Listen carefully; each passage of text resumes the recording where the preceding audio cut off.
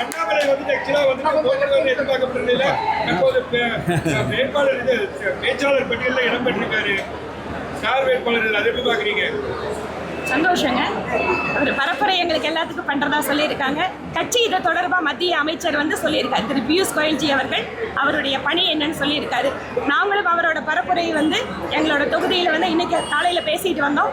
எந்தெந்த தேதியெல்லாம் வரதுன்னு இன்னைக்கே கொடுத்துட்டாரு. நாளைக்கு மாலை கோவை வடக்குக்கு வராரு. நாளன்னைக்கு காலையில் வேட்புமனு தாக்கல் பண்றதுக்கு திரு முருகன்ஜியோட போக போறாரு. அவருடைய பணிகள் ரொம்ப சரியா போயிட்டு இருக்கு. உள்கட்சி அரசியல் காரணமாகத்தான் அண்ணாமலை போட்டியிடல என்ற ஒரு குற்றச்சாட்டு.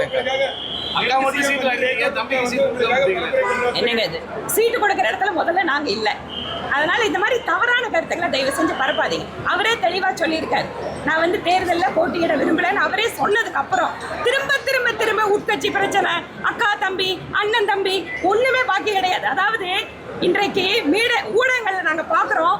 இன்றைக்கு தேர்தல் பிரச்சாரம் சென்று கொண்டு இருக்கக்கூடிய தலைவர்கள் அவருடைய பேச்சுக்கள் தமிழகத்தினுடைய மக்கள் பிரச்சனைகளை பேசாம எங்கெங்கெல்லாம் வாய்ப்பு கிடைக்குமோ அங்கெல்லாம் இந்த மாதிரி கருத்துக்களை உருவாக்குவது அப்படிங்கிறத அதை நாங்க வந்து எடுத்துக்க விரும்பல. ஏனென்றால் உண்மையான பிரச்சனை நீங்க பேசுனீங்கன்னா நாங்க பதில் சொல்ல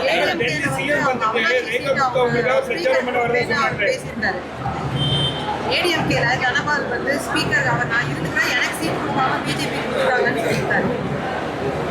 அவினாஷி சீட்டு. ஸோ இது நீங்க கேட்டு வாங்கினதா இல்லை வந்து ஏங்க கூட்டணி பேச்சுவார்த்தையில எந்தெந்த தொகுதி அப்படிங்கறது கட்சியினுடைய மேல்மட்ட தலைமை முடிவெடுக்குது. அதுல இருக்கிற ஒவ்வொரு டீடைல் நீங்க இந்த லிஸ்ட் கொடுத்தீங்களா, நீங்க இந்த லிஸ்ட் கொடுத்தீங்களா, நீங்க இதை பேசுனீங்களா, அது எப்படிங்க அது எப்படி வரும்? அது எப்படி நீங்க வந்து எதிர்பார்க்குறீங்க?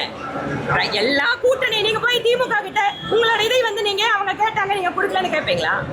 ஒவ்வொரு கேளுங்க, நாங்க சொல்றோம் ஒவ்வொரு கூட்டணி தலைமையும் அந்தந்த தலைமை முடிவு செய்கிறது. இதுக்கு மேல எங்களுக்கு ஒன்றும் தெரியாது. 2.73 கோடிக்கும் அதிகமான மக்களின் உள்ளங்களை வென்ற தந்தி டிவியின் டிஜிட்டல் தளங்கள்.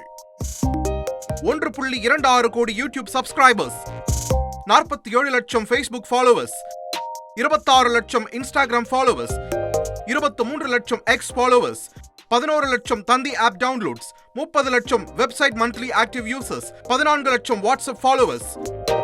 அசுரபலம் கொண்ட எங்கள் டிஜிட்டல் கரங்களில் உங்கள் விளம்பரங்களை சேர்க்க வாட்ஸ்அப் பண்ணுங்க 8939883778. Email advttanditv@dttv.in.